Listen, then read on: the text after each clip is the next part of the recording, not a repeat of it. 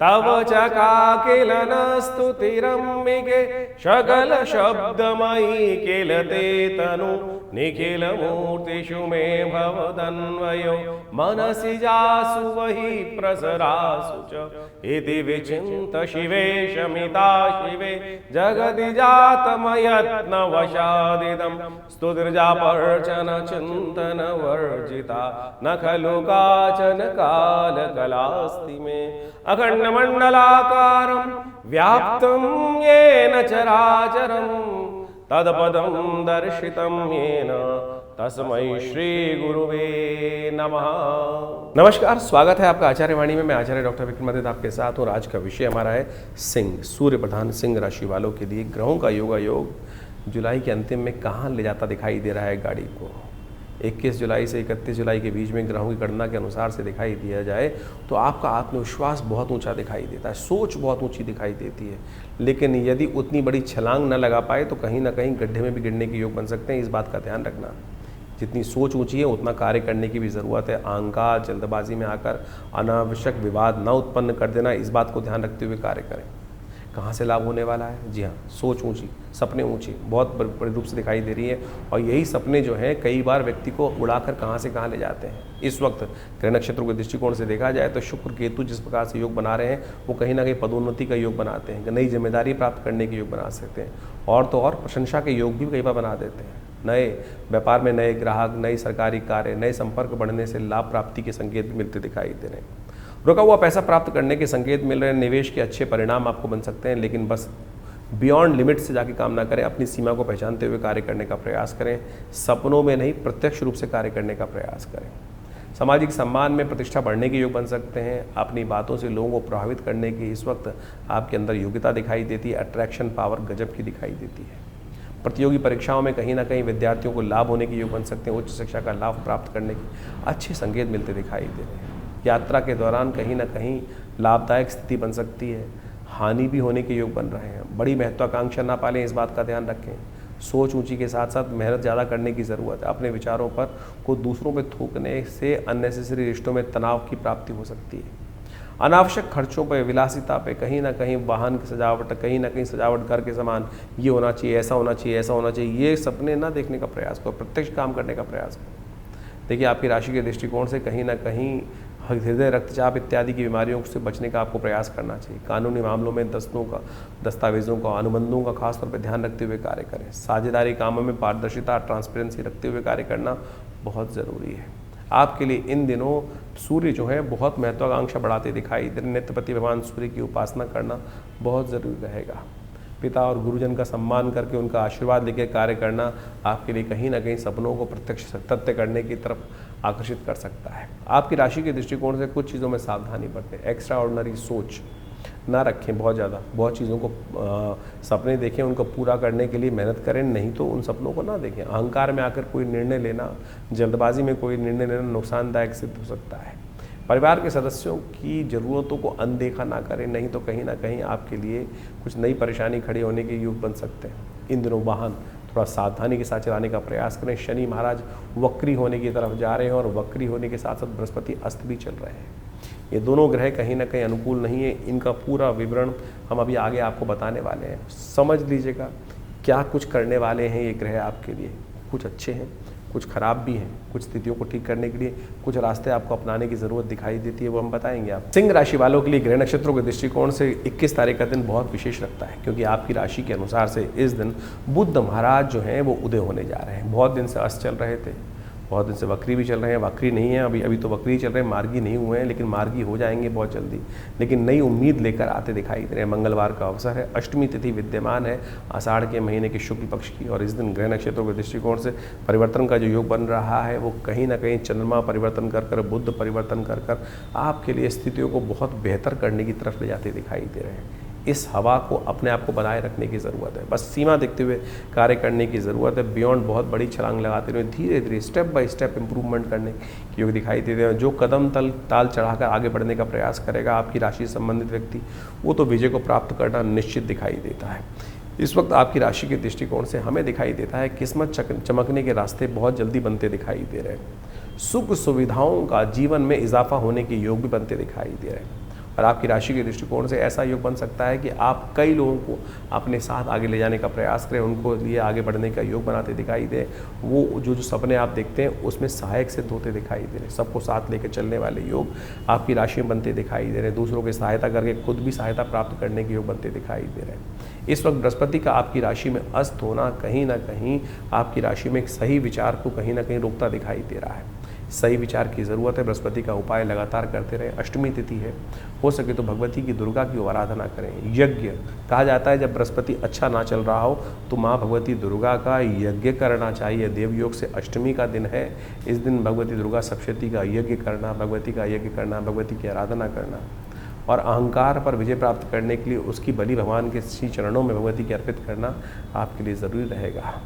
22 तारीख का अवसर बुधवार का दिन है, नौमी तिथि विद्यमान है। भड्डली नौमी या ये अनसूच साया लेकर ये तिथि आती दिखाई दे रही है। गुप्त नवरात्र का अंतिम दिवस है।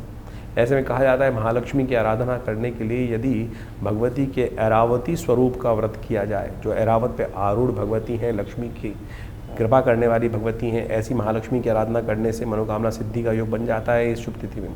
और ऐसे में ग्रह नक्षत्रों का योग आपकी राशि के दृष्टिकोण से काफ़ी अनुकूल बनता दिखाई दे रहा है। शनि इन दिनों आपकी राशि में ठीक नहीं चल रहे हैं, जो बार बार आपकी राशि में विघ्न उपस्थित करते दिखाई दे रहे हैं, लेकिन वो वक्री होते ही कहीं ना कहीं आपके लिए अनुकूलता प्रदान करने के योग बना देंगे। लेकिन अभी आपको अपनी मेहनत को सही रूप से करने की ज़रूरत है। लोगों को 2 कदम चलकर मेहनत मिल जाती है, तो आपको कम से कम 5 कदम चलना पड़ेगा। इस वक्त ऐसा योग बन रहा है, लेकिन मिलना, सफलता मिलने के योग गारंटी ग्रह अवश्य देते दिखाई दे रहे हैं। युक्ति युक्त तरीके से कार्य करने की ज़रूरत है, बिना युक्ति के। अब आप घी निकालने के लिए उंगली को जब तक टेढ़ी नहीं करोगे तब तक उंगली निकलेगी नहीं। वो टेढ़ी करने की युक्ति आपकी बुद्धि में सही आ रही है, उसको समझते हुए कार्य करने का प्रयास कीजिए तो अच्छा रहेगा। गुप्त नवरात्रि के दिन भगवती की सुंदर आराधना करना आपकी राशि के दृष्टिकोण से अनुकूल रहेगा। 22 जुलाई को गुप्त नवरात्रि का अंतिम दिवस है और गुप्त नवरात्रि का अंतिम दिवस भड्डली नौमी के रूप में विद्यमान होता है। ये भड्डली नौमी समस्त अनिष्टों को दूर करने का योग बनाती है। अनसूज साया आखिरी माना जाता है और इसके बाद शुभ मुहूर्त समाप्त हो जाते हैं, फिर 4 महीने तक कोई मुहूर्त नहीं रहता है। और ऐसे में भड्डली नौमी का योग जो है गुप्त नवरात्रि का अंतिम दिवस भी माना जाता है। इस दिन ऐन्द्रिय व्रत भी कहा जाता है। गुप्त नवरात्रि के नौमी दिवस पर, जैसे महानवमी का सुंदर पर्व होता है, इस दिन ऐन्द्रिय व्रत के नाम से शास्त्र में वर्णित किया गया है। ये ऐन्द्रिय व्रत जो है कहा जाता है भगवती महालक्ष्मी ऐरावत पर सवार होकर जो है महालक्ष्मी का आशीर्वाद देने के स्वरूप में पदार्पण करती है और जो 9 दिन तक भगवती के विभिन्न स्वरूपों का ध्यान करते हुए, उनका पूजन करते हुए, महालक्ष्मी के रूप में उनकी सुंदर आराधना करते हैं, उनके बहुत से मनोकामनाओं को पूर्ण करने के योग बनते हैं। हमने विवेकानंद योगाश्रम में इस बार जो है शतचंडी का सुंदर कार्यक्रम रखा। शतचंडी के सुंदर कार्यक्रम में माँ भगवती के विभिन्न मंत्रों का, दुर्गा सप्तशती के संपूर्ण 700 मंत्रों का यज्ञ नित्यपति रहा और इस नौमी के महाअवसर पर उनका दिव्य यज्ञ संपन्न रहेगा और भगवती की सुंदर उपासना, महालक्ष्मी जी की सुंदर उपासना समस्त अनिष्टों को निवारण करने के लिए रखी गई है। आप सब भी इस नवरात्रि के पूर्णाहुति के यज्ञ में पधारें और भगवती के निमित्त के सानिध्य में बैठकर उनका दिव्य यज्ञ करने का प्रयास करें। माँ आश्रम पर माँ भगवती का दिव्य स्वरूप विद्यमान है जो 500 साल पुराना है। जी हाँ, 500 साल प्राचीन शिव विग्रह जो है, जो 1947 में पाकिस्तान के क्षेत्र मुल्तान से हमारे आश्रम पर पधारा और वहाँ उनको आज उनकी सुंदर प्रतिष्ठा, सुंदर उनकी ही सानिध्य में नित्य प्रति 8 घंटे यज्ञ चलता है और पूरे जो नवरात्र में सुंदर रूप से यज्ञ उनके सानिध्य में रखा गया है। आप उसकी कम से कम अंतिम वेला में सुंदर रूप से अंतिम यज्ञ के अवसर पर अपने स्थान को आरक्षित करें। माँ भगवती के दिव्य यज्ञ में दुर्गा सप्तशती का जो संपूर्ण यज्ञ रहेगा उसमें ये भाग लें। माँ भगवती की कृपा से हमने ऐसा देखा है कि अनेक मनोकामनाओं को सिद्धि करने के लिए, जीवन के कष्टों को दूर करने के लिए भक्तों के जीवन में सुंदर सुयोग बन जाता है। तो माँ भगवती की वैष्णवी देवी का सुंदर दर्शन करते हुए इस सुंदर योग पर, ऐसे दिव्य जो अवसर पर भड्डली नौमी अनसूच साया माना जाता है। जो भी भगवती के समक्ष इस दिन सुंदर आराधना के रूप में करके यज्ञ इत्यादि के द्वारा अपनी आहुति समर्पण करते हैं, मनोकामना सिद्धि के योग बन जाते हैं। तो आप भी आइए, सादर आमंत्रित हैं इस यज्ञ में। जो फ़ोन नंबर्स नीचे चल रहे हैं उनमें फ़ोन करके अपने स्थान को आरक्षित करें। यज्ञ से भगवती की मन से अपनी मनोकामना रखिए, मनोकामना पूर्ति के सुंदर योग बनेंगे। 23 तारीख का दिन बृहस्पतिवार का अवसर है। नौमी तिथि वृद्धि की तरफ गई है। इस दिन एक दिन तिथि एक्स्ट्रा हो गई है, यानी इस बार ग्रह नक्षत्रों के दृष्टिकोण से नौमी 2 पड़ रही हैं।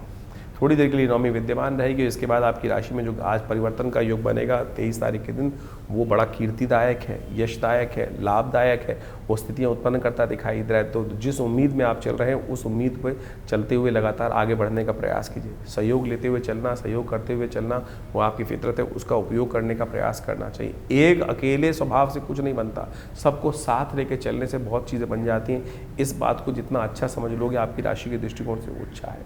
इस वक्त आपकी राशि के दृष्टिकोण से बुद्धि जो है वो कहीं ना कहीं युक्ति लगाती दिखाई दे रही है और वो युक्ति के अनुसार से कार्य करना आपके लिए बहुत अच्छा दिखाई दे रहा है। इस वक्त मन में कई प्रकार के भ्रम, लोगों के मन में शंकाएं उत्पन्न होती दिखाई दे रही हैं। उन शंकाओं से थोड़ा सा अपने आप को परिवर्तन करने का प्रयास करना चाहिए। इस वक्त बहुत जल्दी बुद्धि जो है बहुत चीज़ों को परिवर्तन करने की तरफ देखती है कि ये जल्दी जल्दी परिवर्तन हो, धीरे धीरे रे मना धीरे सब कुछ हो। इस बात का ध्यान रखना, बहुत जल्दी जल्दी चीज़ों को परिवर्तन करने की तरफ ना जाए। जो स्थिति अनुभव के द्वारा प्राप्त होती है वही लाभ देती है। शाम तक ग्रहों का परिवर्तन की शुभ सूचना आपकी राशि आपको देती दिखाई देगी। इसलिए लगे रहिए उस लक्ष्य की प्राप्ति की तरफ। बहुत जल्दी जल्दी रास्ते न बदलें, वो आपके लिए अनुकूलता का वातावरण नहीं बनाएगी। इस बात का ध्यान रखते हुए कार्य करना बहुत ज़रूरी रहेगा।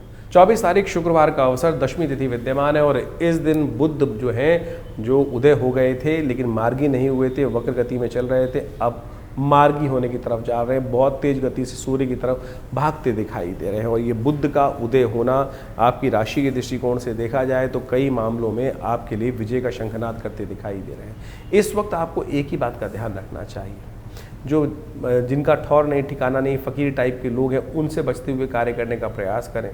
जो अननेसेसरी लोगों को फंसाने का कार्य करते हैं उनसे बचते हुए कार्य करना आपके लिए बहुत ज़रूरी रहेगा।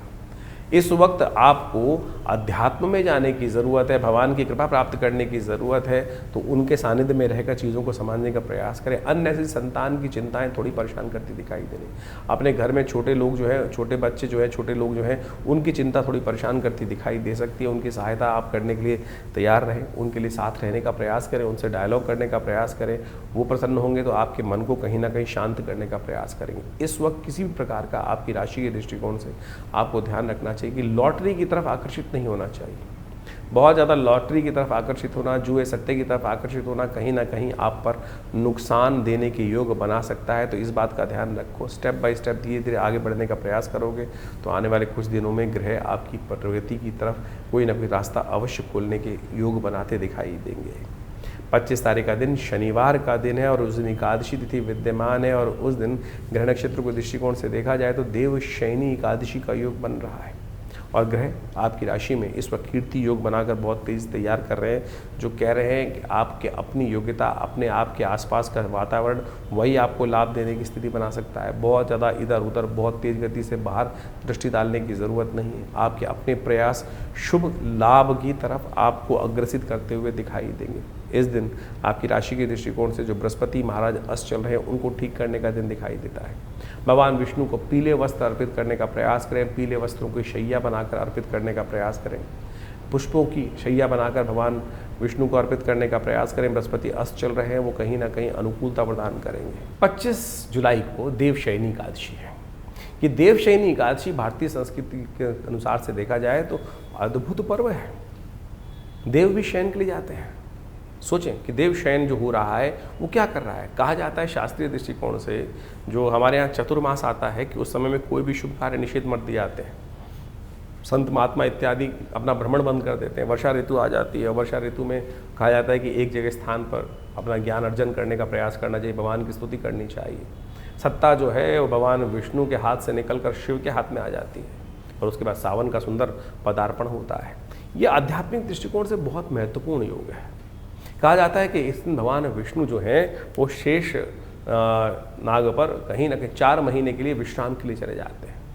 देव शयन हो जाता है। समस्त शुभ कार्य शास्त्र में निषेध कर दिए जाते हैं। विवाह इत्यादि, मुहूर्त इत्यादि, दुकानों के मुहूर्त, घर के मुहूर्त, मूर्ति प्रतिष्ठा, जो भी कहीं ना कहीं नए नए कार्य आरंभ करने हैं, वो सब कहीं ना कहीं गृह आरंभ तक रुक दिए जाते हैं। नींव का पूजन तक रुक दिया जाता है। गृह प्रवेश तक कहीं ना कहीं शास्त्र में निषेध कर दिया जाता है। फिर दिवाली के 11 दिन बाद जब देव उठनी एकादशी आती है, उसके बाद से समस्त शुभ कार्य आरंभ करने के योग बनते हैं। लेकिन कहा जाता है कि ये समय बड़ा एक बार आध्यात्मिक दृष्टिकोण से बड़ा शुभ होता है। भगवान विष्णु तो बड़ी तपस्या से प्रसन्न होते हैं, लेकिन भगवान शिव जो हैं, जिनके हाथ में सत्ता आ जाती है, सावन का महीना शुरू होने वाला होता है, केवल एक लोटे जलमात्र से लोगों की मनोकामना सिद्धि करने के योग बना देते हैं। तो ऐसे में बड़ी श्रद्धा के साथ, बड़ी सरलता से लोग कावड़ लेके चलते हैं, भगवान का सुंदर स्तुति करने की तरफ आगे भागते चलते हैं। जगह जगह से लोग गंगा जी से, जमुना जी से, कहीं ना कहीं विभिन्न तीर्थों से जल ला लाकर अपने क्षेत्र में जो भगवान इष्ट हैं उनको जल अर्पित करने का प्रयास करते हैं, समस्त भोले भंडारी को प्रसन्न करने का प्रयास करते हैं। तो आप इस दिन विशेष तौर पर भगवान विष्णु की सुंदर आराधना करें। शालिग्राम शिला में विशेष तौर पर उनका षोडशोपचार पूजन, गंगा जल से, कपूर से, कचरी से, चंदन से, इनसे पंचामृत बनाकर भगवान का सुंदर अभिषेक करें भगवान शालिग्राम जी का, और उसके बाद उनका विशेष तौर पर वस्त्र इत्यादि अर्पित करें। उनको शयन के लिए समस्त वस्त्र इत्यादि अर्पित कर कर सुंदर रूप से तुलसी दल से उनका पूजन कर कर ओम नमो भगवते वासुदेवाय, ओम नमो नारायणाय, इस प्रकार से इन विभिन्न मंत्रों से उनको समस्त सामग्री 16 जो चीज़ें हैं उनको धीरे धीरे अर्पित करने का प्रयास करना चाहिए। यदि पुरुष सूक्त याद हो, ओम सहस्रसी रेखा पुरुखा सहस्राक्ष सहस्रपाद सभूमिग्वं सर्वतस्पित्वा त्रितिष्ठत् दशांगुलम पुरुकाय वेदग्वं सर्वं यद्भूतं व्यच भाव्यम माउता। इस प्रकार से यदि वेद मंत्र याद हो तो आपकी तारीख में तो आपको विभिन्न यूट्यूब चैनल्स पे इन सब के षोडशो मंत्र मिल जाते हैं पुरुष सूक्त के, जो भगवान को अति प्रिय स्तोत्र माना जाता है। उनके द्वारा भगवान का सुंदर स्तवन कर कर आप अपनी मनोकामनाओं की सिद्धि का योग बहुत सुंदर रूप से बना जाते हैं। कहा जाता है कि जो जीवन में किसके कष्ट चल रहे हों, मनोकामना पूर्ण नहीं हो रही हो, बार बार कहीं ना कहीं विघ्न आ रहे हों, ऐसे में भगवान विष्णु को शैया प्रदान जो करते हैं, कमल के पुष्पों की शैया, पीले वस्त्रों की शैया, और तो और शास्त्र में तो बहुत कुछ वर्णित है। अपनी श्रद्धा के अनुसार से भगवान विष्णु को इस दिन शैया प्रदान करने से जीवन के बहुत से कष्ट जो कांटों वाली सेज पर जो हम लोग को चलते हुए दिखाई देते हैं, कहीं ना कहीं हर भी जहाँ कदम बढ़ाएं कहीं ना कहीं विघ्न, कहीं ना कहीं रुकावट, कहीं ना कहीं कांटे कांटे रुकावटें जीवन में आती हैं। तो ऐसे में इस दिन जो देवशयनी एकादशी के दिन भगवान को शैया अर्पित करने का जो कार्य करते हैं, उनके बहुत से जीवन के कष्ट दूर होने के योग बन जाते हैं। इस दिन भगवान विष्णु को विशेष तौर पर कमल के पुष्पों से बनी हुई शैया प्रदान की जानी चाहिए। उनको पीले वस्त्र अर्पित करने का प्रयास किया जाना चाहिए।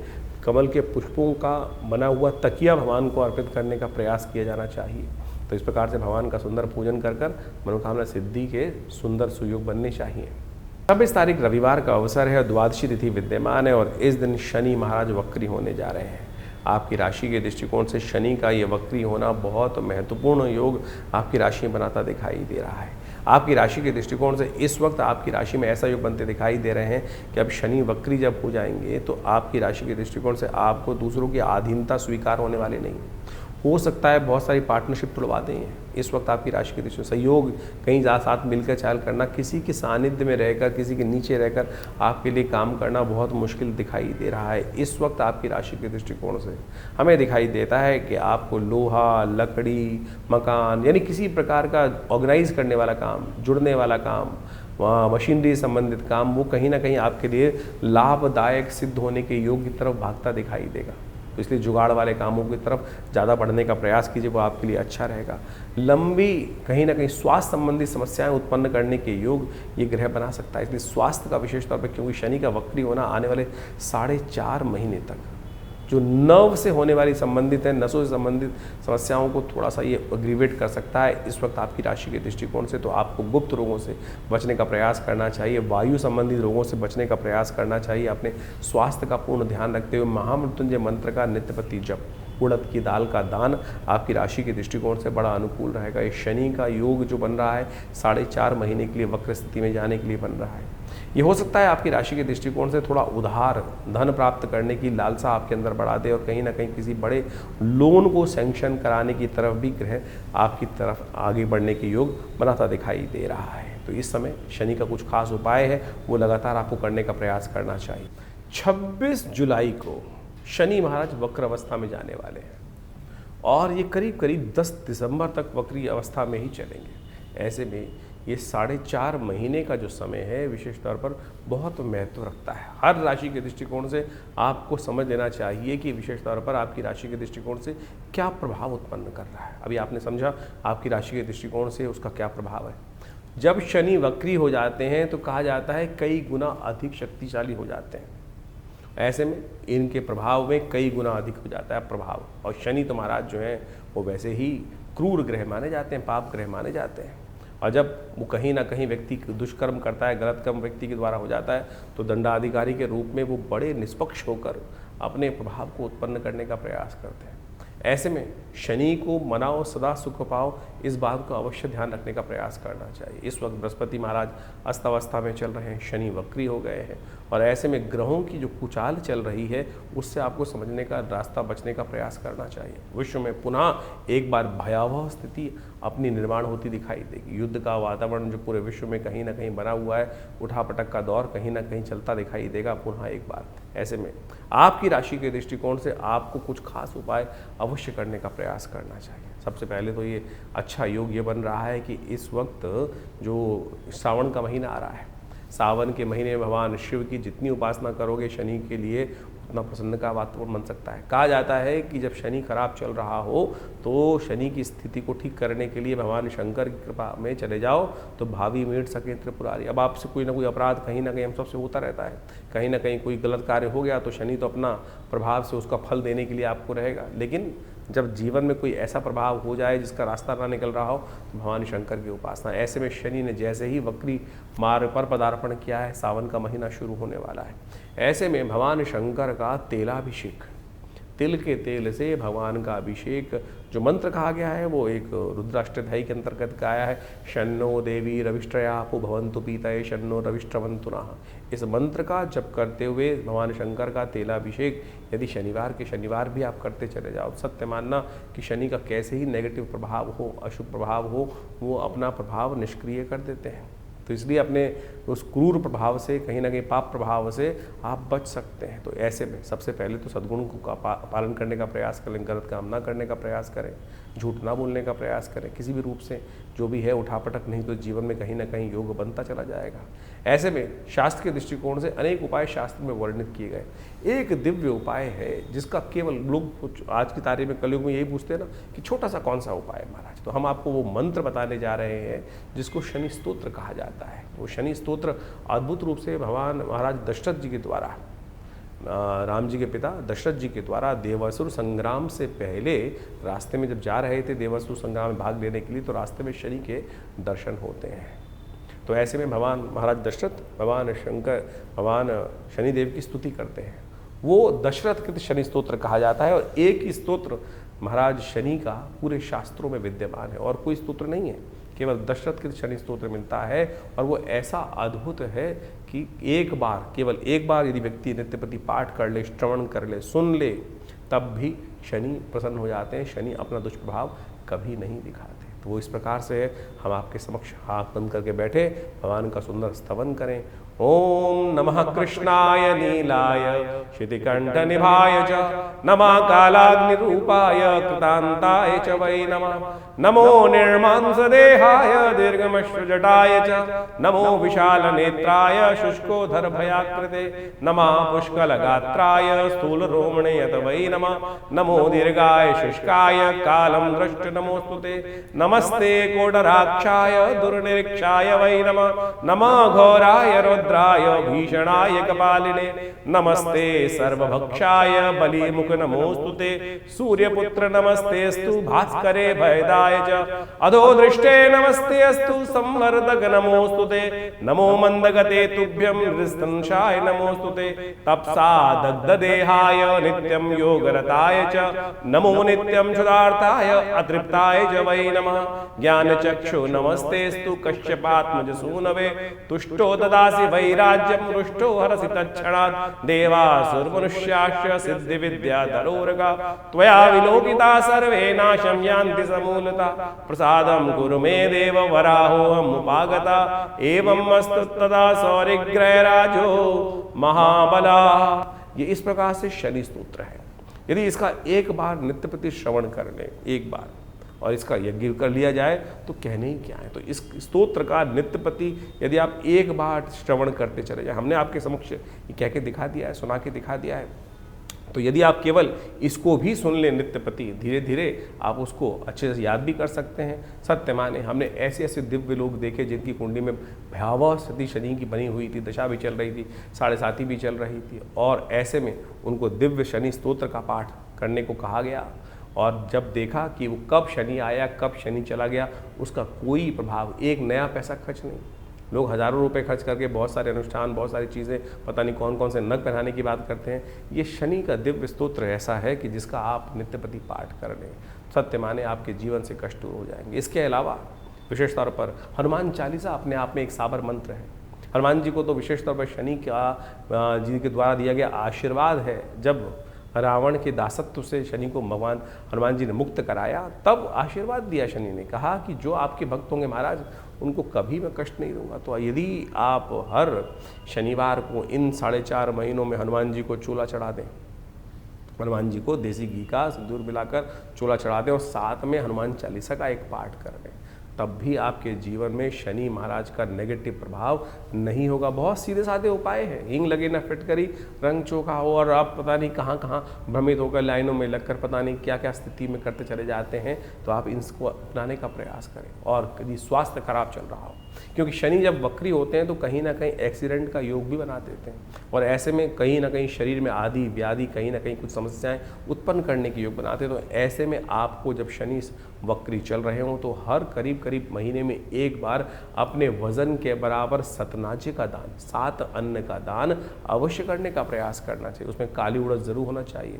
कोशिश ये करें 7 अन्न ले ले, चावल, गेहूँ, कहीं ना कहीं इन सब में काला उड़द, 7 अन्न मिलाकर एक साबुत काला उड़द जरूर डालने का प्रयास करें। और फिर किन्हीं गरीब आदमियों को अवश्य, जो जरूरतमंद व्यक्ति हों, उनको अवश्य दान करने का प्रयास करें।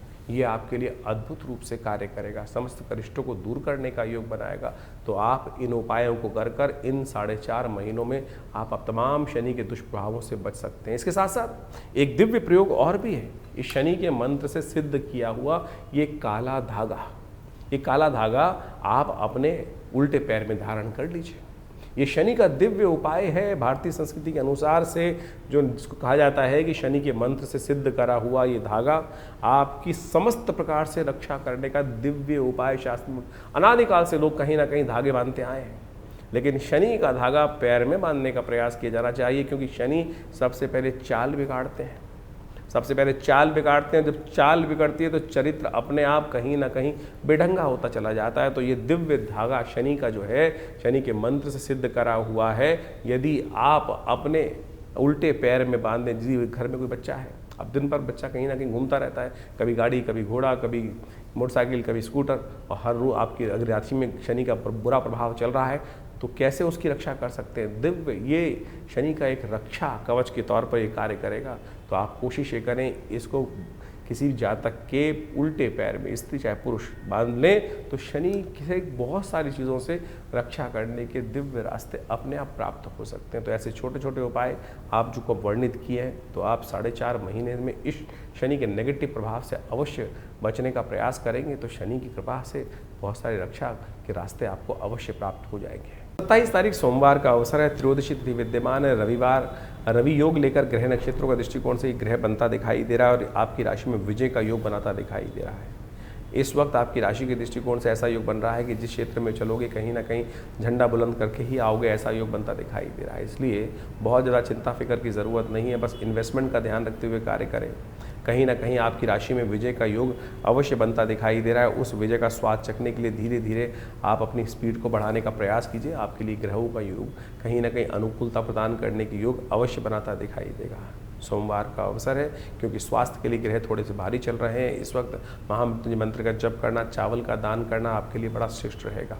28 तारीख मंगलवार का अवसर, चतुर्दशी के साथ पूर्णिमा तिथि का संयोग बन रहा है। सत्यव्रत इसी दिन किया जाना चाहिए। आपकी राशि के दृष्टिकोण से ग्रहों का योग पूरे दिन आपके लिए कहीं ना कहीं आपके वर्चस्व को स्थापित करने के लिए अच्छे योग बनाता दिखाई दे रहा है। इस वक्त आपकी राशि के दृष्टिकोण केवल महत्वाकांक्षा को आपको त्यागना चाहिए। यदि सीमा में रहते हुए धीरे धीरे कार्य करने का प्रयास करोगे तो बिल्कुल विजय प्राप्त करने के योग आपके लिए अच्छे बनते दिखाई दे रहे हैं। इस वक्त आपकी राशि के दृष्टिकोण से सफलता प्राप्त करने के लिए ग्रहों का सहयोग लोगों का सहयोग लेते हुए यदि आप आगे बढ़ने का प्रयास करोगे तो चीज़ों को बहुत शुभ करते हुए आपके लिए ग्रहों का योग अच्छा बन सकता है। शनि आपके अनुकूल नहीं चल रहे हैं। शनि को अनुकूल करने के लिए मंगलवार का अवसर है, तो इस दिन विशेष तौर पर हनुमान जी का सुंदर ध्यान करते हुए कार्य करने का प्रयास करें। हनुमान जी पूर्णिमा के समय, जब शाम के समय पूर्णिमा का योग बन जाएगा, तब हनुमान जी को सुंदर चोला चढ़ाना, उनके लिए विशेष तौर पर पीपल के पत्तों की माला अर्पित करना आपके लिए कल्याणकारी रहेगा। 28 तारीख को मंगलवार का सुंदर सुयोग बन रहा है और इस दिन चतुर्दशी और पूर्णिमा का योग भी बन रहा है। सत्यव्रत भी इसी दिन किया जाने का सुंदर रास्ता बनता दिखाई दे रहा है। देखिए, आपकी राशि के दृष्टिकोण से हमने आपको बहुत सारी चीज़ें बताने का प्रयास किया। ऐसे में कई बार जो ग्रहों का खराब योग चल रहा होता है उसको ठीक करने का रास्ता है। देखिए, इस संसार में भगवान की कृपा से, गुरु की कृपा से समस्त अनिष्ट दूर हो जाते हैं। और कैसे उन शनि महाराज वक्री चल रहे हैं इस समय में, और बृहस्पति महाराज भी कहीं ना कहीं अस्त चल रहे हैं, तो गुरु का सानिध्य चाहिए। और आषाढ़ की पूर्णिमा गुरु पूर्णिमा के रूप में जानी जाती है। और इस दिन जो है, यदि मंगलवार के दिन सुंदर योग जो बन रहा है, सुबह पुण्य तिथि जो बन रही है वो बन रही है विशेष तौर पर चतुर्दशी तिथि, और शाम को जो है सूर्यास्त के बाद में ग्रहों का परिवर्तन होने का योग बनेगा। चंद्रमा भी विशेष तौर पर आप मान के चलें बृहस्पति के सम्मुख आके विराजमान हो जाएंगे, और साथ साथ पूर्णिमा तिथि भी विद्यमान हो जाएगी। और गुरु पूर्णिमा जिसको कहा जाता है, उसका चांद भी पूरी रूप से इस दिन निखर कर आएगा। आषाढ़ का चंद्रमा है जो निकल कर आएगा, और आषाढ़ का चंद्रमा कहा जाता है 16 कला पूर्ण माना जाता है। और ऐसे में जब ये चंद्रमा की रोशनी होती, कभी बादलों के पीछे आती है और कभी बादलों से निकल कर खुले आसमान में साफ साफ दिखाई दे जाती है। तो कभी जो बादल हैं कभी साफ साफ है, और ऐसे में चंद्रमा का दर्शन करते हुए भगवान का सुंदर पाठ करना, सुंदर कांड का पाठ करना, हनुमान जी का सुंदर स्तवन करना। हनुमान जी का सुंदर पाठ जब करते हैं तो तुलसी बाबा ने लिखा है, जय जय जय हनुमान गोसाई, कृपा करहु गुरुदेव की नाही। इस संसार में हनुमान जी से बड़ा गुरु कौन हो सकता है, जो आपको भक्ति का मार्ग प्रशस्त करने का प्रयास कर रहा है। और आपके ग्रह जो चल रहे हैं खराब इस वक्त आपकी राशि के दृष्टिकोण से, जैसा हमने बताया, बृहस्पति भी अस्त चल रहे हैं, शनि भी कहीं ना कहीं वक्री चल रहे हैं, और 4 महीने तक वक्री चलेंगे। तो इस दिन विशेष तौर पर हनुमान जी का सुंदर स्तवन करने का प्रयास करें। हनुमान जी को ही गुरु मानकर, जो तुलसी बाबा ने माना, क्योंकि तुलसी बाबा को दर्शन जो कराए वो विशेष तौर पर हनुमान जी ने ही तो कराए। हनुमान जी की आराधना, जब उन्होंने हनुमान जी के चरण पकड़ लिए तो उनका दर्शन कर कर तभी उनके जीवन में वो जो योग था वही बना, और जिसके कारण से उनको राम जी के दर्शन हुए। चित्रकूट के घाट पर भई संतन की भीड़, तुलसीदास चंदन किसे तिलक देत रघुबीर। जिस प्रकार से कहा गया है, हनुमान जी की कृपा से ही अनेक रूप से जब नहीं दर्शन हो पा रहे थे तो हनुमान जी ने जबरदस्ती करवाने का प्रयास। ऐसा गुरु चाहिए ना। तो आप संसार के चक्र में कहाँ फंस रहे हैं, तो सुंदर रूप से हनुमान जी का सुंदर स्तवन इस दिन अवश्य करने का प्रयास करें। आषाढ़ की पूर्णिमा की रात्रि और मंगलवार का सुंदर सुयोग, तो ऐसे में हनुमान जी का सुंदर स्तवन समस्त अनिष्टों को दूर करने का योग बनाएगा। तो ऐसे में हमने विवेकानंद योगाश्रम में इस शुभ तिथि में गजकेसरी योग के अंतर्गत सुंदर कांड का पाठ रखा है, भगवान का सुंदर स्तवन करने का रखा है। और तुलसी बाबा ने तो यहाँ तक कहा है, और देवता चित्त न धरहि, हनुमत से ही सर्व सुख करहि। तो सुंदर रूप से इस कार्यक्रम में भाग लें, हनुमान जी का सुंदर स्तवन करें, सवामणि का भोग रहेगा, हनुमान जी का सुंदर यज्ञ रहेगा। और हनुमान जी के गुरु के रूप में जो स्वीकार कर लेगा उसका तो बेड़ा पार होना परम सुंदर रूप से है। संकट कटे मिटे सब पीरा, जो सुमरे हनुमत बल बीरा। तो अपने समस्त अनिष्टों को दूर करने के लिए इधर उधर मत भटको, हनुमान जी का सुंदर स्तवन करने का प्रयास करो। आप भी अपने नाम से इस सुंदर कार्यक्रम में भाग ले सकते हैं। व्यवस्थाएं आपके सामने दी गई हैं, फ़ोन नंबर्स दिए गए हैं। आप आइए, सुंदर रूप से हनुमान जी का स्तवन करने के लिए इस दिन अवश्य पधारें। हनुमान जी की सिद्ध मूर्ति विवेकानंद योगाश्रम में सदगुरु आचार्य श्री केशव देव जी के द्वारा प्रतिष्ठित की गई है। उनका दर्शन कर लेने से, उनको सुंदर सिंदूर चढ़ा लेने से कई सारी भ्रांतियाँ लोगों के मनो मस्तिष्क में है। स्त्रियों को हाथ नहीं लगाना चाहिए, और कुछ ये बहुत सारे लोग, देखिए वैसे तो मूर्ति को किसी को हाथ नहीं लगाना चाहिए ये, लेकिन यदि पुजारी के रूप में आप उपस्थित हैं तो शुद्ध पवित्र होकर मानस पूजा सुंदर रूप से कर हनुमान जी का सुंदर स्तवन करने का प्रयास यदि करेंगे तो बहुत ही कल्याणकारी रहेगा। भक्त के लिए कोई जाति नहीं है, कोई वर्ण नहीं है, कोई भक्त समस्त वर्णों के हैं। समस्त प्रकार से सरलता से जो हो वही भक्त बन जाता है, वही सदा कल्याण का योग बनाता है। तो इस गजकेसरी योग में हनुमान जी का सुंदर स्तवन आपके समस्त अनिष्टों को दूर करने का योग बनाएगा। 29 तारीख बुधवार का अवसर, पूर्णिमा तिथि इस दिन विद्यमान है। गुरु पूर्णिमा का सुंदर सुयोग बनता दिखाई दे रहा है, लेकिन ग्रह थोड़े से आपके लिए हल्के हो रहे हैं। अननेसेसरी के शत्रु, अननेसेसरी के आपके विचार ही आपके लिए थोड़ा परेशानी का सबब बनते दिखाई दे रहे हैं। अपने विचारों को नेगेटिव ना होने दें, इस बात का ध्यान रखें।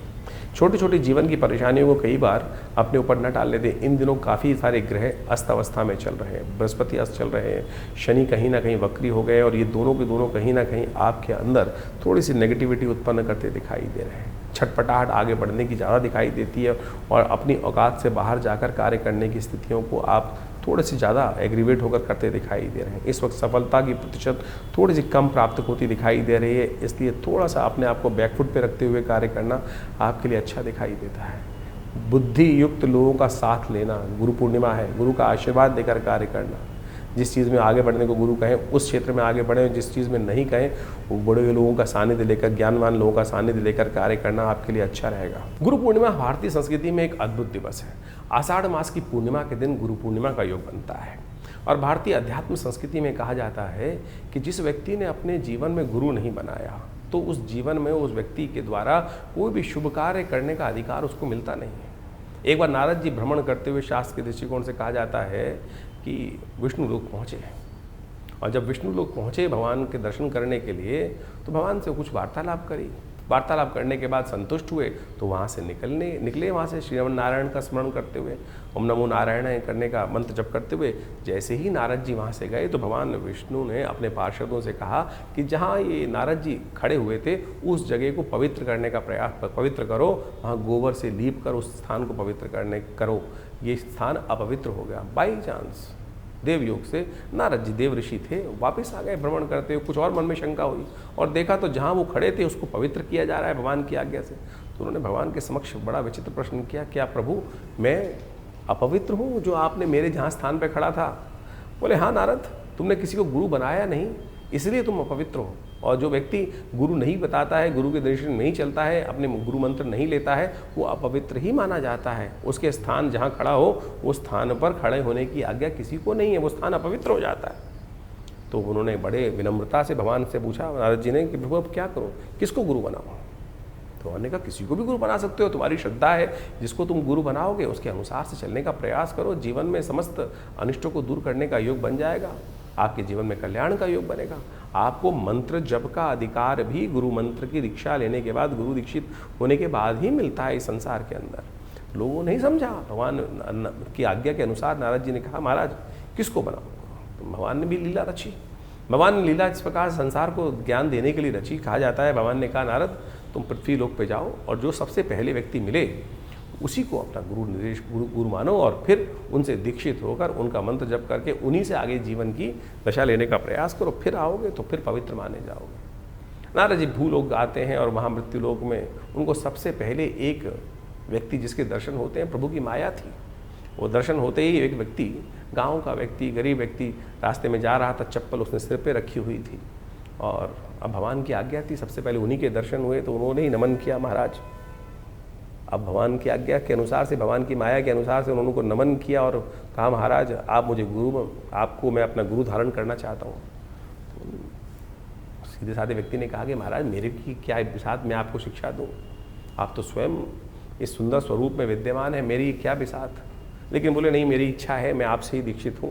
तो उन्होंने उनसे दीक्षा ले ली, जो मंत्र दिया उस मंत्र को उन्होंने ले लिया। उस मंत्र को जप करने के लिए जो भी बना, उसके बाद भगवान घूमते घामते फिर पहुँचे भगवान विष्णु के पास। भगवान विष्णु से उन्होंने कहा कि प्रभु आपकी आज्ञा के अनुसार से मैं मंत्र दीक्षित ले आया। बोले नारद जी किससे दीक्षा ली आपने? तो महाराज वहाँ पर एक व्यक्ति मूर्ख रूप में था और गंवार था, अनपढ़ था और सिर पे चप्पल रख के जा रहा था, बड़ा मूड लग रहा था, कहीं ठीक नहीं लग रहा था, लेकिन आपकी आज्ञा थे मैंने उनसे दीक्षा ले ली। भगवान ने कहा नारद तुमने बड़ा अपराध किया, गुरु का इस प्रकार से अपमान करना, कहा जाता है घोर नरकादि लोगों को पूरी 84 लाख योनि तुम्हें भोगनी पड़ेंगी और उन सब की त्रास है तुमको भोगनी पड़ेगी। अपने तुमने इतना प्रभाव, इतना निष्क्रिय कार्य जो है, ऐसा कार्य किया है कि जो विशेष तौर पर तुमको अपराध बोध भी नहीं है इसका। नारद जी ने क्षमा मांगी कि प्रभु क्या करूं अब? बोले तो अब गुरु के सानिध्य में ही जाओ और वो जो बताएं उस कार्य को करने का प्रयास करो, तब जाकर इस जो 84 की योनि का जो चक्र है उससे निकल सकते हो, नहीं तो तुमको 84 लाख योनि भोगनी पड़ेंगी, उसमें जीवन निर्वाह करना पड़ेगा, फिर उस काल को भोग के बाद ही तुम हमारे दर्शन के लिए आ सकते हो। अब नारद जी को पटक दिया गया, वापस उस जगह पर लाकर नारद जी देव इच्छा से, प्रभु की इच्छा से फिर दोबारा गुरु के सानिध्य में पहुँचते हैं और उनके समक्ष बैठकर अपने समस्त भाव को उपस्थित करते हैं।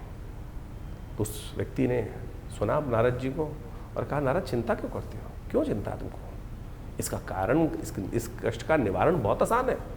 नारद जी को नहीं समझ में आया था, लेकिन उस दिव्य आत्मा ने कहा नारद जी कोई चिंता मत करो, ये पहाड़ सामने दिखाई दे रहा है, इस पहाड़ पर तुम 84 लाख योनियों के जो है समस्त चित्रकला निर्वाहो और ऊपर से लौटते हुए नीचे आकर लौट आओ, नीचे आकर।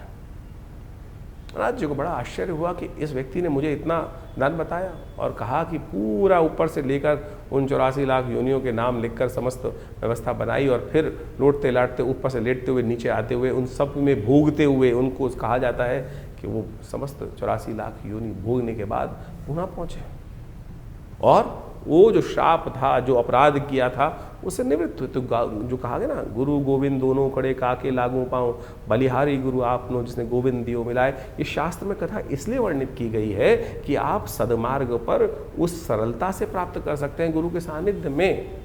तो आप कोशिश ये करें, अपने जीवन में गुरु मार्ग मंत्र का अवश्य जप करने का प्रयास करें। भगवान से मिलने का मार्ग भी गुरु निर्देशित कर सकते हैं। तो आप बड़े बड़े चमत्कार हैं गुरु मंत्र के, शास्त्र में जो वर्णित हैं उनको हमें जीवन में देखने का प्रयास करना चाहिए।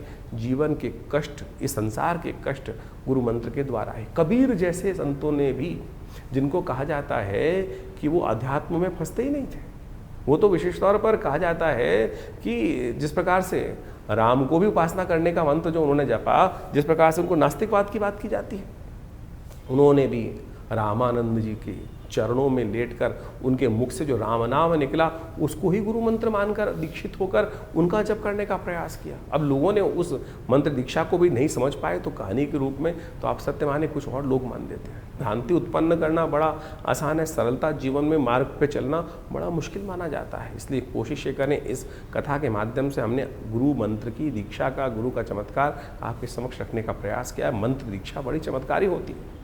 मंत्र दीक्षित लेने के बाद सत्य माने वो जागृत मंत्र ही आपका कार्य करेगा, नहीं तो जपते रहो मंत्र। लाखों मंत्र, हजारों मंत्र लोग जपते रहते हैं लेकिन वो कार्य नहीं करते। कारण है मंत्र दीक्षित नहीं है। जिस व्यक्ति ने वो स्वयं मंत्र गुरु ने जपा ना हो, उस मंत्र को देने का अधिकार भी किसी व्यक्ति के पास नहीं होता है।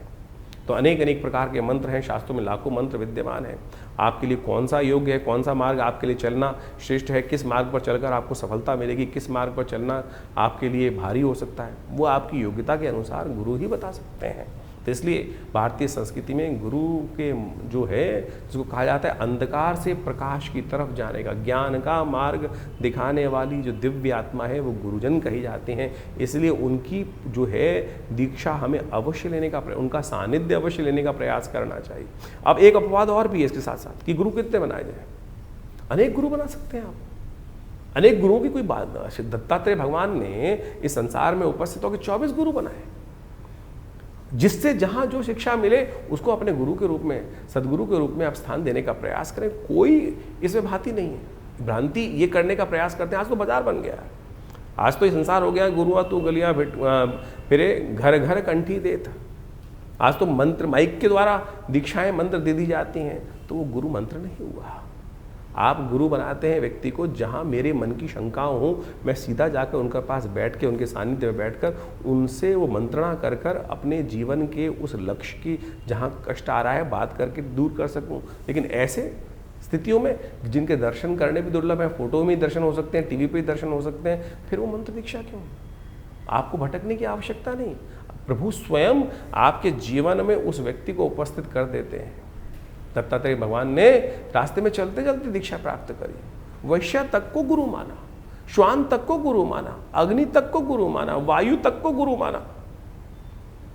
आपकी सरलता की आवश्यकता है।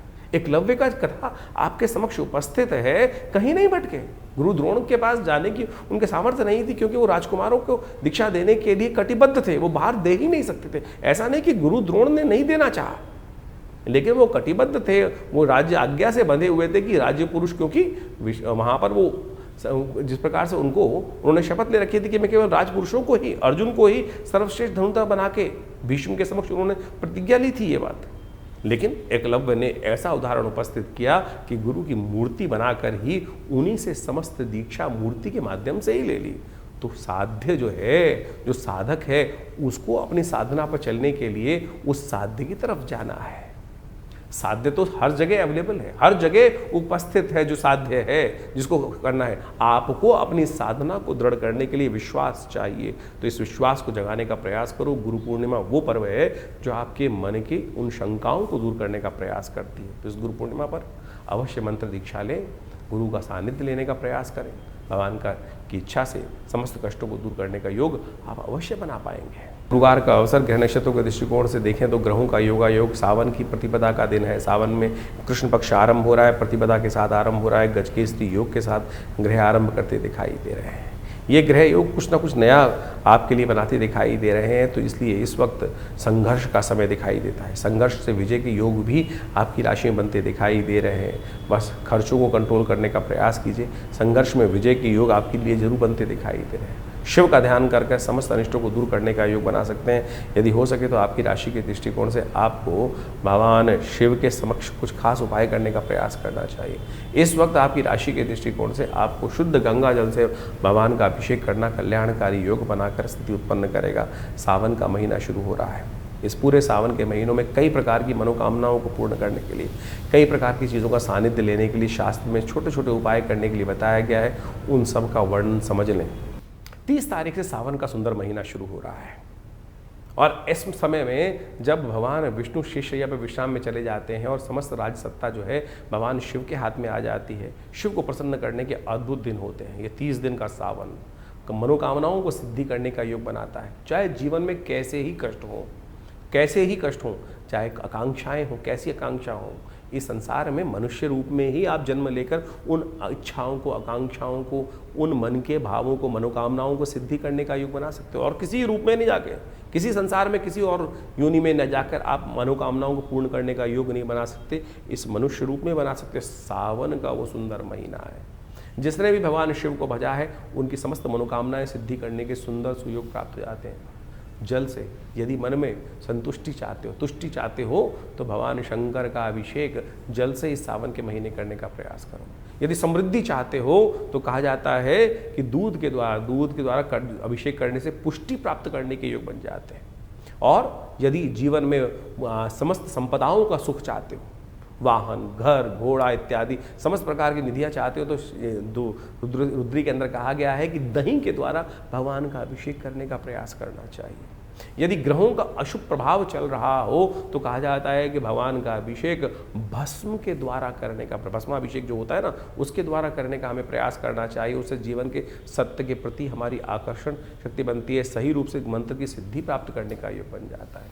यदि धन, वैभव इन सब की प्राप्ति करना चाहते हो तो कहा जाता है कि भगवान का सुगंधित गंध के द्वारा, गंधोदक के द्वारा, इत्र के द्वारा भगवान का जो अभिषेक करता है उसकी मनोकामना सिद्धि का सुंदर सुयोग बन जाता है। कहा है सुगंधिम पुष्टिवर्धनम, सुगंधि युक्त जल से, सुगंधित तेल से यदि भगवान का अभिषेक करने का प्रयास करोगे तो इस प्रकार की मनोकामना सिद्धि का सुंदर योग बन जाता है। यदि आपके शत्रु बाधाएं आपको बहुत परेशान कर रही हैं तो तेल के द्वारा भगवान का सुंदर अभिषेक इस सावन के महीने में हमें करने का प्रयास करना चाहिए। ये मनोकामना सिद्धि को पूर्ण करने के लिए अद्भुत योग बनाकर आपकी राशि में इस प्रकार से हजारों औषधियाँ हैं। शहद के द्वारा, पुष्पों के द्वारा, मट्ठे के द्वारा, इच्छू रस के द्वारा, गन्ने के रस के द्वारा, दूध के द्वारा और तो और अनार के रस के द्वारा, विभिन्न विभिन्न औषधियों के द्वारा अनेक मनोकामनाओं की सिद्धि के लिए समय समय पर लोग यज्ञ इत्यादि रुद्राभिषेकात्मक यज्ञ करने का सुंदर प्रयास करते हैं जीवन के समस्त कष्टों को दूर करने के लिए। यदि स्वास्थ्य संबंधी समस्या चल रही हो तो कहा जाता है कि दूध के द्वारा भगवान शंकर के महामृत्युंजय मंत्र का जप करते हुए इस सावन के महीने में यदि अनुष्ठान किया जाए तो भगवान की कृपा से कैसी ही दिव्य कोई परेशानी हो जो कहीं ना कहीं ठीक ना हो रही हो, उसके भी ठीक होने के रास्ते प्राप्त हो जाते हैं। तो हमने विवेकानंद योगाश्रम में इन पूरे 30 दिनों में, सावन के पूरे 30 दिनों के लिए नित्यपति शाम को रुद्राभिषेक रखा है। सामूहिक तौर पर समस्त भक्तगण एकत्र होकर भगवान शंकर का रुद्र अष्टाध्यायी के द्वारा नित्यपति भगवान का अभिषेक विवेकानंद योगाश्रम में हम हमारे द्वारा स्वयं समस्त भक्तों के साथ मिलकर किया जाएगा। भगवान का बड़ा दिव्य, बड़ा विशाल भगवान शंकर का शिवलिंग है और उनका पूजन हम बड़ी श्रद्धा के साथ समस्त लोग मिलकर करते हैं। आप भी स्वयं इस कार्यक्रम में भाग लेने के लिए नित्यपति आश्रम पर पधार सकते हैं। ये सावन का सुंदर सुयोग आया है और इस समय ग्रहों की स्थिति बड़ी विचित्र चल रही है। एक जीवन में क्षणभंगुर है जीवन, कभी भी कभी ना कहीं एक छोटी सी त्रुटि से पता नहीं कहाँ से कहाँ जीवन की दिशा मुड़ जाती है। भगवान की कृपा से, भगवान के सानिध्य में रहकर हमको क्षण क्षण को जीवन को जीने का प्रयास करना चाहिए। दिल्ली में विवेकानंद योग आश्रम में भगवान के मनोकामना सिद्धि मंदिर में भगवती के सानिध्य में बहुत दिव्य भगवान का शिवलिंग पर नित्य प्रति भगवान का रुद्राभिषेक रहेगा। शाम को रोज 6 बजे के आसपास ये रुद्राभिषेक आरंभ होता है। आप भी आइए, यज्ञ में भाग लें, भगवान का रुद्राभिषेक भी करें और भगवान की कृपा से इस पूरे सावन में छोटे से कर्म से भगवान को रुद्राभिषेकात्मक यज्ञ कर भगवान को प्रसन्न करने का सुंदर सुयोग अपने जीवन में प्राप्त करें। 31 तारीख शुक्रवार का अवसर द्वितीय तिथि विद्यमान है, सावन का दूसरा दिन है और ग्रह नक्षत्रों के दृष्टिकोण से आपके लिए सुबह सुबह सूर्योदय के साथ ही ग्रह परिवर्तन के लिए योग बनाते दिखाई दे रहे हैं, जो आपके मनोमस्तिष्क में सही विचार सही दिशा उत्पन्न करने के योग बनाते दिखाई दे रहे हैं। अपने मन को हल्के में ना लेना, इस वक्त अपने विचारों को पर ही कार्य करने से आपको लाभ प्राप्ति के संकेत मिलेंगे। दूसरों के विचार पे जाने से कहीं ना कहीं नुकसान हो सकता है, अपने विचार पे चलने से कहीं ना कहीं लाभ की स्थिति बनती दिखाई दे रही। कावड़ यात्रा का आरंभ करने का शुभ पहला मुहूर्त बनता दिखाई दे रहा है और हमको इस बात का ध्यान रखना चाहिए कि इस सावन के महीने में विशेष तौर पर नित्य प्रति भगवान शिव की जो आराधना करते हैं उनके जीवन में समस्त कष्ट दूर होने के योग बन जाते हैं। इस संसार में एक सत्य है कि भगवान शिव का जो स्मरण कर लेते हैं, भगवान विष्णु तो देर लगा सकते हैं, लेकिन शिव जो हैं वो तत्क्षण आपको एक लोटे जल से ही प्रसन्न होकर आशीर्वाद देने का योग बनाते हैं। और जो एक कावड़ की यात्रा में एक लोटा जल लेकर तपस्या करते हुए भगवान शिव के लिए उस जल को धारण कर भगवान शिव पर अर्पित करता है, भगवान शिव सदा उन पर प्रसन्न होते हैं और आशीर्वाद देते हैं। तो जुलाई के अंतिम में आपने ग्रहों का प्रभाव समझा, आपकी राशि के अनुसार से कितना महत्वपूर्ण परिवर्तन, चाहे वो शनि का परिवर्तन हो रहा हो, चाहे बुध का पहले उदय होना और फिर मार्गी हो जाना, बहुत महत्वपूर्ण प्रभाव इनका आपको आने जीवन में प्रभाव देखने को मिल सकता है। ऐसे में बृहस्पति अस्त अवस्था में चल रहे हैं, शनि एक बार पुनः वर्ष के अनुसार से वक्री हो गए और ये 4 महीने से ज़्यादा वक्री रहेंगे। ऐसे में पुनः एक बार स्थिति विश्व में कहीं ना कहीं कोलाहल वाली उत्पन्न करने के योग ये शनि का वक्री होना और साथ साथ ऐसे में इनका विभिन्न ग्रहों के साथ योगा योग जो बन रहा है वो प्रभाव उत्पन्न करता दिखाई दे रहा है। समय समय के अनुसार से हमको ज्योतिष का लाभ अवश्य लेने का प्रयास करना चाहिए। ऐसे में विशेष तौर पर ग्रहों के योगा योग के अनुसार से उनका जो महत्वपूर्ण परिवर्तन मिलता है, शास्त्र में वर्णित ऋषियों मुनियों के अनुभव के आधार पर जो उनके निदान चिकित्सा विज्ञान के अनुसार से बताए गए हैं, ग्रहों के मंत्र के माध्यम से बताए गए, वो हम आपके समक्ष समय समय पर उपस्थित करते रहते हैं। सत्य मानिए, व्यक्ति के हाथ में कर्म करना ही है, उसका फल तो परमात्मा के हाथ में ही है, कर्म के अनुसार से फल बनता है, लेकिन फिर भी परमात्मा की कृपा से जो बड़े से बड़े भयावह योग कुंडली में बन रहे होते हैं वो कब किस प्रकार से क्षण में गायब हो जाते हैं पता नहीं चलता। इस बात को हमें अच्छे समझना चाहिए। गोचर का प्रभाव तो आपने अच्छे समझा, लेकिन आपकी जन्मपत्री पे किस प्रकार से उन ग्रहों के परिवर्तन का प्रभाव पड़ रहा है, दशाओं का, अंतरदशाओं का। ऐसा नहीं है कि जन्मपत्री के अनुसार से हम जब तक ना देखें गोचर के अनुसार से सब प्रभाव चलेगा। मूलतः गोचर का प्रभाव हर जन्मपत्री पर, हर व्यक्ति विशेष पर अवश्य होता है, लेकिन मूलतः जन्मपत्री जो है वो विशेष तौर पर कौन से ग्रह योग के अनुसार से किस प्रकार के आप योग बना रहे हैं, कैसे बन रहे हैं। ऐसा समझें कि जैसे जनमानस में तो लाखों करोड़ों आदमी हैं, अब आपदा आई, कुछ कष्ट घटा, कहीं आंधी आया, कहीं तूफान आया, उस क्षेत्र में आया, बहुत भयावह स्थिति थी, लेकिन सब लोगों का अहित नहीं हुआ, कुछ का उद्धार भी हो गया। कोरोना काल की महाकाल आया, ऐसे विपदा आई, लेकिन सब लोगों के उस क्षेत्र में, एक क्षेत्र में बहुत ज़्यादा विपदा थी, सारे नहीं मरे, सारों के जीवन में कष्ट नहीं आया, किसी के जीवन में उत्थान के योग भी बने। कारण क्या था? वो आपका अपना मूल कर्म, आपकी अपनी मूल जन्मपत्री के निष्कर्ष से कि आपके लिए कौन सा समय अच्छा चल रहा है, कौन सा समय खराब चल रहा है। तो ऐसे भयावह काल में भी हम उन्नति कैसे योग बना सकते हैं और अच्छे काल में अपने ग्रहों को किस प्रकार से और अच्छा कर सदमार्ग की तरफ, सही मार्ग की तरफ तेजी से आगे बढ़ने के योग बना सकते हैं, वो जन्मपत्री का जन्म ज्योतिष विज्ञान का एक चमत्कारिक विषय है। इसलिए हमें अपने जन्मकाल के अनुसार से, date of birth, time of birth, place of birth के अनुसार से जो खाका बनता है, दशाएं, महादशाएं, अंतरदशाएं, इन सबको देखते हुए, देशकाल परिस्थिति को समझते हुए भविष्य को देखने का प्रयास करना चाहिए और उससे बहुत कुछ पूर्वाभास हो सकता है, बहुत सा पूर्वाभास पहले हो जाता है और उसको समझकर हम अपने समय के अनुसार से अपने रास्ते को सही रूप से चुन सकते हैं। जैसे एक व्यक्ति पढ़ाई कर रहा है किसी क्षेत्र में, उसका भाग्य तो कहीं किसी और क्षेत्र में लिखा था उन्नति का, लेकिन वो भटकते भटकते कभी ये कभी वो कभी वो कभी वो वहाँ पहुँचता है, वो अंत में जाकर जो जिससे किस्मत जागनी थी वहाँ पहुँचता है, फिर उस पर कार्य करता है। और फिर अगर ज्योतिष के दृष्टिकोण से पहले ही जान लिया जाए कि इस व्यक्ति के लिए कौन सा मार्ग सबसे श्रेष्ठ है और उसको अपना लिया जाए, तो आप अवश्य सही समय पर सही चीज़ों को पहचान कर कार्य को ठीक कर सकते हैं। तो यही ज्योतिष विज्ञान का, ज्ञान का यही लाभ है, इसी को लाभ उठाने का प्रयास करना चाहिए। सकल पदार्थ है जगमाही, कर्महीन पुरुष पावत नाही। तुलसी बाबा ने ऐसे ने कर्म, ज्योतिष विज्ञान जो है वो वास्तविक तौर पर ज्ञान के अनुसार से, विज्ञान के अनुसार से शोध कर ऋषियों का कर्म है और उन्होंने इतना सुंदर सिद्धांत बना के रखा।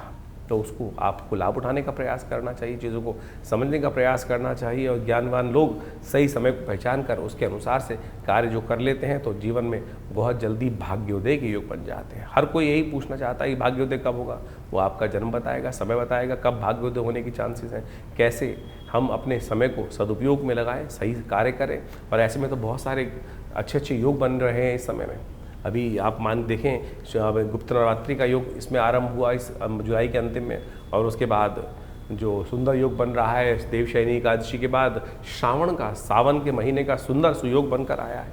कहा जाता है भगवान विष्णु जब शेष शैया पर विश्राम के लिए चले जाते हैं तो समस्त सत्ता जो है शिव के हाथ में आ जाती है। ऐसे में शिव की सुंदर आराधना कर भगवान का नित्यपति रुद्राभिषेक कर अपने बहुत से जीवन के कष्ट आप जो जिसको कहा जाता है रुद्रा अभिषेकात्मक यज्ञ जो है उसको कर आप सही रूप से भगवान की कृपा प्राप्त कर सकते हैं। भगवान तो एक लोटे से प्रसन्न हो जाते हैं जल के।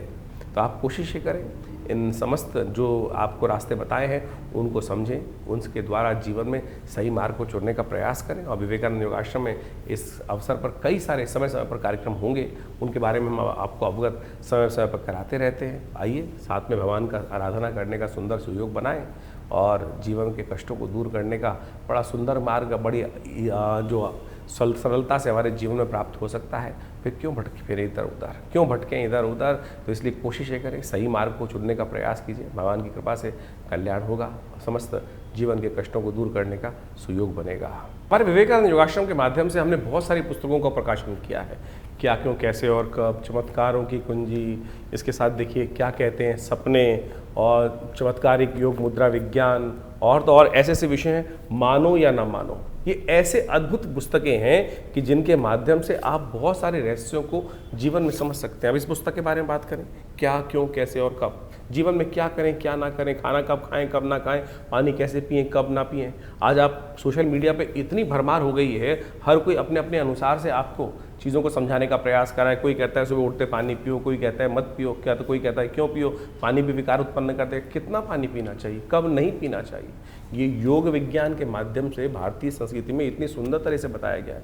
आज इतनी विचित्र विडंबना हो गई है कि सबके सब कहीं ना कहीं कुछ ना कुछ निर्दिष्ट करते चले जा रहे हैं। कोई एक व्यक्ति कुछ बोलता है, कोई कहता है दूध पीना चाहिए, कोई कहता है दूध नहीं पीना चाहिए, कोई कहता है पानी कितना पीना चाहिए। हमने इस पुस्तक के माध्यम से, योग विज्ञान के माध्यम से ऊषा पान विधि कही गई है। 100 अंजुलि पानी पीने के लिए शास्त्र में विधान कहा गया, पानी किस प्रकार से पीना चाहिए और कैसे पिएं, कब ना पिएं, कौन से महीने में क्या खाएं क्या ना खाएं। यहाँ तक भारतीय संस्कृति, अभी वर्षा ऋतु चल रही है, वर्षा ऋतु के अनुसार से शास्त्र में कहा जाता है कि भैया सावन हर्रे भादो तिक्त, सावन में हरी सब्जी नहीं खानी चाहिए, हरी जो पत्ते वाली सब्जी है उसको खाने से परहेज करना चाहिए। और उसको आज से नहीं, अनादिकाल से भारतीय संस्कृति में इन सब सिद्धांतों को बता दिया गया था। और तो और यज्ञ विज्ञान कैसे आपके जीवन में लाभ दे सकता है और बहुत सारी और समस्या नज़र लग जाए कैसे उसको दूर करें, इस सब संबंध में इन पुस्तकों में हमने अद्भुत रूप से इन समस्त ज्ञानों को देने का प्रयास किया है, इन सब बातों को चर्चा करने का प्रयास किया है। तो आप इनके विषय को यदि ये समझेंगे तो इतने सुंदर तरीके से मुख कैसे धोएं, पानी कितना पिएं, स्नान कब करना चाहिए, स्नान कैसे करना चाहिए। भारतीय संस्कृति में स्नान के बारे में सबसे पहले स्नान करना है, पानी डाल के आ गए, ये तो स्नान नहीं हुआ ना। स्नान किस प्रकार से किया जाए, कैसे आपके बहुत सारे घमौरिया इत्यादि बहुत सारी और समस्या स्किन की डिजीज आती है, यदि सही रूप से स्नान कर लिया जाए तो कहा जाता है कि बहुत सारी स्किन की समस्याएं उस स्नान से ठीक हो सकती हैं। इसके अलावा भगवान का चरणामृत हम लेते हैं, उस चरणामृत का क्या फ़ायदा है, किस प्रकार से भगवान का पूजन करने के बाद मंदिर में घंटा बजाते हैं, शंख बजाते हैं, ऐसे विषय हमने इन पुस्तकों के माध्यम से सदगुरु आचार्य श्री केशवदेव जी के सानिध्य में बैठकर जो रिसर्च हो सकती थी, ऐसी करीब 50 पुस्तकें आश्रम के द्वारा लिखी गई हैं। मानो या न मानो, स्वप्न विज्ञान की एक ऐसी चीज़ है कि स्वप्न विज्ञान, सपनों में क्या दिखाई दिया, हम सबको सपने आते हैं और हम कई बार भयग्रस्त हो जाते हैं कि सपना देखा, ये कुछ अशुभ होने वाला है, शुभ होने वाला है। कौन सा सपना क्या प्रभाव उत्पन्न करता है, अ से लेकर पूरा अंतिम वर्णावली के साथ कौन कौन से शब्द के अनुसार से कौन सी चीज़ आपने देखी है, सड़क देखी है, सपने में सांप देखा है, कहीं धन देखा है, हवा देखी है, आंधी देखी है, प्रेत देखी है, पित्रात्मा देखे हैं, उन सब का क्या प्रभाव है, क्या वो आपके लिए को भयग्रस्त कर रहे हैं, कब कौन सा स्वप्न प्रभाव देगा, कितने दिन में प्रभाव देगा, कौन सा निदान अशुभ स्वप्न को दूर करने के लिए करना चाहिए, वो सब हमने इस पुस्तक के माध्यम से आप सबके समक्ष रखा है। तो आप इन पुस्तकों को पढ़ें और देखिएगा सही रूप से आपके जीवन में जो अज्ञान की जो एक समय चल रहा है अंधकार का, अज्ञान का, उसको ठीक करने का रास्ता आपको केवल इस पुस्तक के माध्यम से ही मिल जाएगा। तो ऐसी ऐसी बहुत सारी पुस्तकें हैं। एक ये पुस्तक है चमत्कारिक मुद्रा विज्ञान, ये हमारा अपना विषय है। पूरे विश्व में हमने इस विषय को पहुंचाया कि मुद्राओं के द्वारा कैसे विभिन्न रोग ठीक कर सकते हैं। कान के दर्द से लेकर हृदय रोग जैसी परेशानियों को ठीक करने के लिए ये मुद्राएं चमत्कार अपना प्रभाव दिखाती हैं। विवेकानंद हॉस्पिटल इस संबंध में बहुत अद्भुत कार्य कर रहा है। दिल्ली में 100 बेड का हॉस्पिटल संस्थान के द्वारा बनाया गया है, जो भारत सरकार के पैनल पर भी है, दिल्ली गवर्नमेंट के पैनल पर भी है। और हर रोज़ करीब 100 और 200 लोग यहाँ पर आकर अपना इलाज करवाते हैं प्राकृतिक चिकित्सा के माध्यम से, बिना किसी औषधि के, इन मुद्राओं के द्वारा, ध्यान योग के द्वारा। तो आप इस आश्रम पर जुड़ें और इन समस्त जो है, हमारी वेबसाइट भी आप जा सकते हैं vivekanandnaturecure.com, www.vivekanandnaturecure.com। और ये जो प्राकृतिक चिकित्सा का हॉस्पिटल है, योग विज्ञान का हॉस्पिटल है, आयुर्वेद का हॉस्पिटल है, तो यहाँ पर जमुनापार में आप इसमें आके अपनी चिकित्सा सुविधाएं भी ले सकते हैं। और तो आश्रम में यज्ञ तो नित्य प्रति चलते ही हैं, और उस यज्ञ के माध्यम से विभिन्न प्रयोग जो किए जाते हैं, चाहे कैसी ही समस्या है, उन सब को ठीक करने के लिए भगवान की कृपा से विभिन्न मार्ग खुल सकते हैं।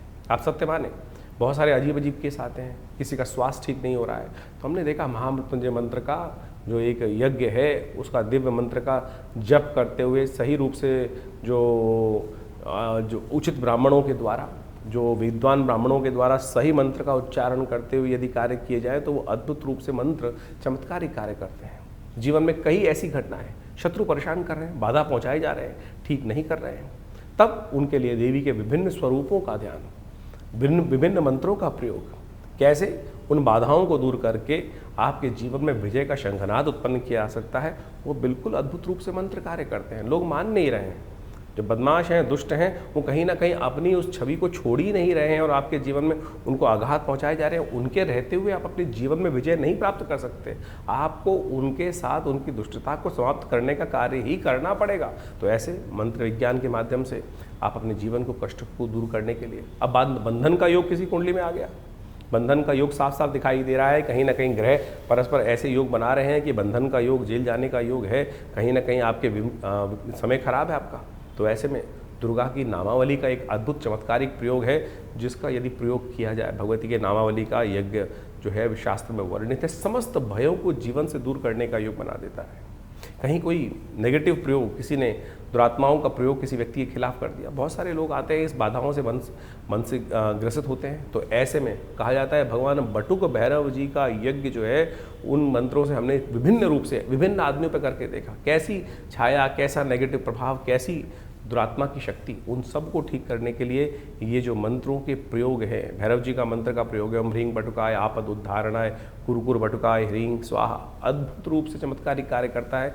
उन कष्टों को दूर करने का योग अद्भुत रूप से बना देता है। ग्रह बाधाओं का समस्याएं हैं, ग्रह बाधा ऐसी हैं कि एक के बाद एक, कोई शनि खराब है, कोई मंगल खराब है, तो उनका जप किया जाए ना, सही रूप से उच्चारण करते हुए, यज्ञ करते हुए, उनका दशांश यज्ञ करके, दशांश उनका मार्जन इत्यादि समस्त पद्धति को अपनाते हुए जो कार्य किए जाते हैं, वो पूर्ण रूप से, सही रूप से सफलता की तरफ व्यक्ति की मंशा के अनुसार से कार्य करने का सुंदर कार्य करते हैं। मंत्र विज्ञान कपोल कल्पित नहीं है, सत्य है, लेकिन विधि के अनुसार से, शास्त्र के अनुसार से हमें करने का प्रयास किया जाना चाहिए, तब जाकर समस्त मनोरथों को सिद्ध करने का, दिखावा नहीं है।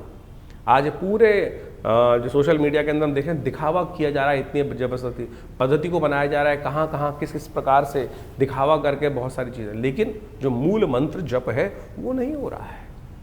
मूल मंत्र जप नहीं हो रहा है। यज्ञ के नाम पर अभी इतने ज़बरदस्त खतरनाक वीडियोस, मैं कहूँगा खतरनाक इसलिए बोल रहा हूँ कि विधि निषेध है ही नहीं उसमें।